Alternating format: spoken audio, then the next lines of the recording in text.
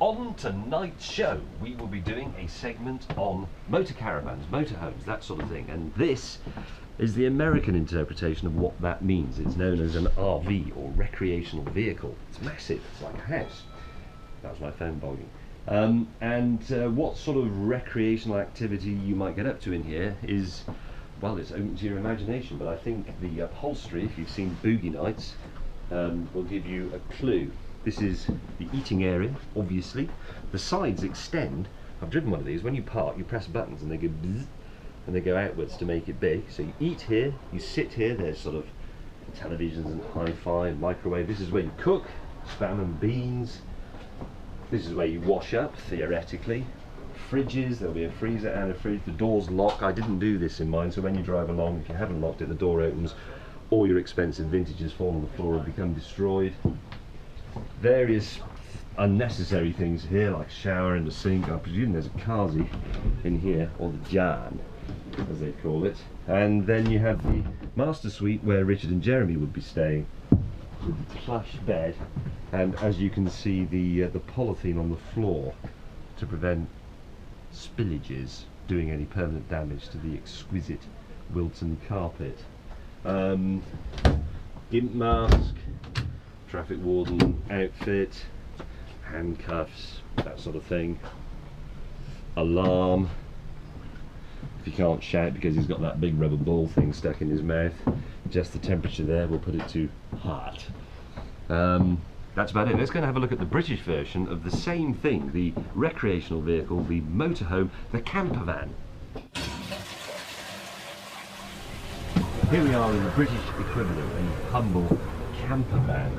Because of the effects of the Lend-Lease agreement and the Marshall Plan after the war, we really have to make do with much less than the Americans. It's the same sort of thing. It still has a bed in it somewhere. I think you can construct it out of the dining room. It has another bed up here. I think that's what that is for small people. It's where Hammond sleeps, I suppose. And it does have basic, austere cooking facilities made with formica, enamelled tin, a very basic fridge, a miserable oven, barely big enough for one of my pies. And then to this, it's been lightly dusted with a few little things that make it feel like a home from home. Little signs that life's essentials are still with you to comfort you. Things like this exquisitely turned pine kitchen roll dispensing rotating item, and a clock. Look at this, it's positively Jacobean, and a coat hook in the shape of an elephant, so that when you hang your coat up you can't tell the time anymore. But we don't expect a lot in Britain. A fire blanket, need those if Jeremy and Richard are staying in here. These taps, look, these are incredible. This, I happen to know this, not that I'm an expert on domestic fittings, but this style of tap head has been around since the 1950s, and I believe is a British standard, along with those colours that went with them, like aubergine, avocado, sunrise yellow, that blue, and the brown. Little knobs that, yes, they come out when you press them, and then in here there's a Scrabble and a few bits of the broken swing ball and some very old mouldy novels, a pack of cards, some poker dice.